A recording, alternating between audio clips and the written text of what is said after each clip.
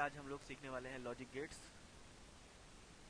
और जैसा कि हम सभी को पता है कि लॉजिक गेट्स जो होती हैं वो कंप्यूटर हार्डवेयर के अंदर जो उसकी इनबिल्ट प्रोसेस चल रही होती है उसके आधार पर गेट्स होते हैं।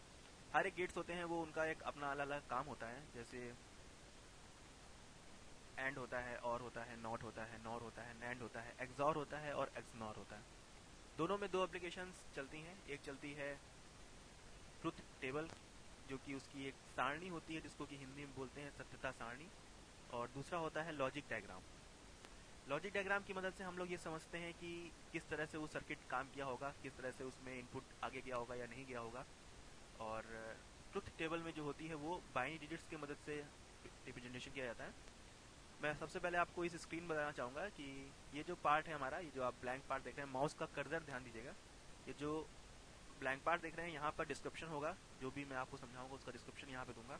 और ये जो आप टेबल देख रहे हैं ये टीटी के लिए है, यानी कि ट्रुथ टेबल के लिए है। और नीचे ही जो आप ब्लैंक पोर्शन देख रहे हैं यहाँ पर मैं आपको गेट बना कर समझाऊंगा। मेरे पास एक ड्रैग टूल है जिसकी मदद से मैं यहाँ पे गेट बहुत आसानी से बना सकता हूँ। तो आपके पास नहीं होगा तो आप सिंपली बनाइए उसको। और जैसा कि मैं बता दूं कि ये आपकी जो इलेक्ट्रॉनिक क्लास है वो कंडक्ट हो रही है जवाहर कंप्यूटर एजुकेशन के द्वारा, जो कि लखनऊ में स्थापित है। तो चलिए ज़्यादा टाइम ना बर्बाद करते हुए अपनी क्लास स्टार्ट करते हैं। तो लॉजिक गेट्स होते हैं, सबसे पहले मैं बताऊंगा आपको कि लॉजिक गेट्स होते हैं। सबसे पहला एंड, दूसरा और, देन नॉट, अगला एंड प्लस नॉट जो कि कहलाता है हमारा नैंड गेट, और प्लस नॉट जो कि कहलाता है हमारा, क्या कहलाता है, NOR gate, NOR, NOR gate. इसके अलावा एक गेट होता है जो कि कहलाता है एक्सॉर। एक्सॉर होते हैं एक्सक्लूसिव और। होता क्या है, जैसे जब हम लोग इनपुट दे रहे होते हैं तो उसके ठीक पहले और एक सब इनपुट दे देते हैं, जिसकी मदद से जो हमारा ट्रांजिस्टर होता है किन्हीं भी दो इनपुट्स के बीच में, वो मैं कुछ देर में आपको डिस्प्ले करूंगा कैसे हो रहा है वहाँ पर। तो उसका जो रिप्रेजेंटेशन होता है वही होता है। एक तरह से होता वो और ही है, बस उसका आप कह लिए रिवर्स मॉडल है यहाँ पे एक्सॉर का। तो और इसके अलावा एक और भी होता है यहाँ पर एक्सनॉर। तो ये गेट हो गए हमारे। सबसे पहला है हमारा एंड, दूसरा है हमारा और, तीसरा है हमारा नॉट, अगला है हमारा एंड प्लस नॉट जो कि कहलाता है हमारा नैंड, अगला है और प्लस नॉट जो कि कहलाता है नॉर, उसका अगला है एक्सॉर यानी कि एक्सक्लूसिव और है एक्सनॉर यानी कि एक्सक्लूसिव नॉर। चलिए सबसे पहले हम लोग स्टार्ट करते हैं एंड क्लास को, सॉरी एंड गेट को। एंड गेट जो होते हैं ये एक डी शेप की आकृति होती है। आप स्क्रीन पे देखिए, यहाँ पर एक डी शेप की आकृति है जो कि जैसे देखिए यहाँ पर इसके दो इनपुट पॉइंट ये दिए हुए हैं, और ये पूरा एक शेप है। माउस का कर्सर ध्यान दीजिएगा, और ये एक हल्का सा आपको लग रहा होगा कि यहाँ पर डी है। तो ये जो डी शेप होता है ये सिंबल होता है हमारा एंड गेट का। तो सबसे पहले हम लोग करते क्या है, इसमें एक काम करता हूँ मैं, आपको यहाँ पर कुछ इनपुट दे देता हूँ। तो सबसे पहला मैंने यहाँ पर एक इनपुट दिया ए नाम का, और दूसरा इनपुट दिया मैंने यहाँ पर बी नाम का, और फिर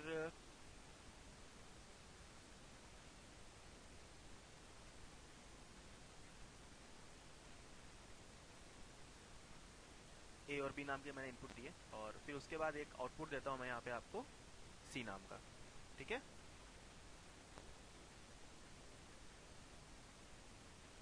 देखिए यहाँ पर हमने क्या किया था, यहाँ पे हमने एक इनपुट ये दिया ए नाम का, एक इनपुट दिया बी नाम का। तो जब हम हमारी ए की वैल्यू 0 होगी और हमारी बी की वैल्यू 0 होगी, तो जो हमारा आउटपुट आएगा वो 0 आएगा। अब ये कैसे चलेगा पता कि इसका आउटपुट 0 आ रहा है, ये चलेगा पता हम लोग को सत्यता सारणी से।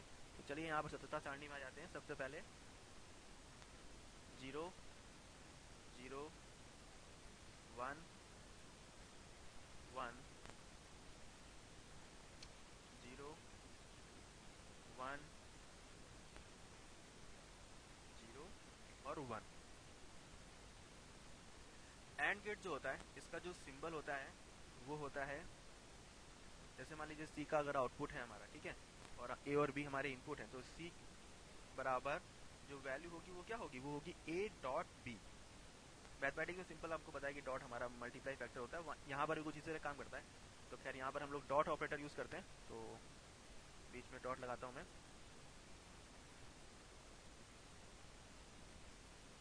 अब जो वैल्यूज आने वाली हैं वो वैल्यूज कौन सी आएंगी, वो वैल्यू आएंगी हमारी सबसे पहले 0 और 0 जो कि होगी 0, 0 और 1 वो भी होगी क्या 0, 1 और 0 वो भी क्या होगी 0, और 1 और 1 वो क्या होगी 1।